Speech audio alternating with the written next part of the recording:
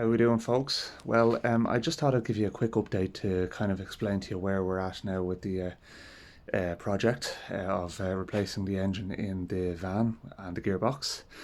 A lot of parts have arrived now at the moment. At the moment, the van is still mobile. I haven't done anything to the van itself yet, so the original engine and gearbox are still in it and still serviceable.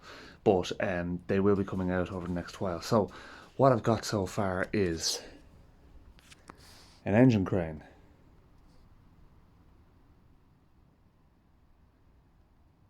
so that still needs to be assembled, and I've got a new dual mass flywheel and clutch assembly that needs to be fitted.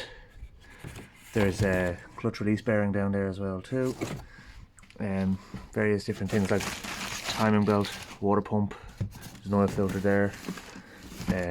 There's a V-belt as well too. Then there's various parts in here. Brickworks are very good for T25 parts. That's where they came from. And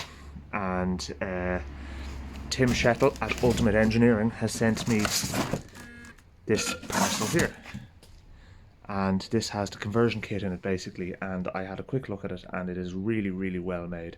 And I have to say, Tim Shettle at Ultimate Engineering deserves a very special mention because he has been so helpful in all of this. And it's a very nice bloke as well too, I have to say. So yeah, so I have all of them anyway. There's the adapter plate, CV joint adapters, there's the mount for the intercooler which goes on the side of the gearbox, various different cable shift mechanism parts. They all fit in that box, believe it or not. Next thing really to do though is to assemble this and get the engine out of the back of the van, the new engine that's in the middle of the van really, rather than the back, if you know what I mean, and get all this back into the gearbox. So that should be fun. The gearbox is in getting machined now at the moment, so it's cleaned up, and I have new bearings and seals are ordered and everything as well too. So they'll take another little while to arrive.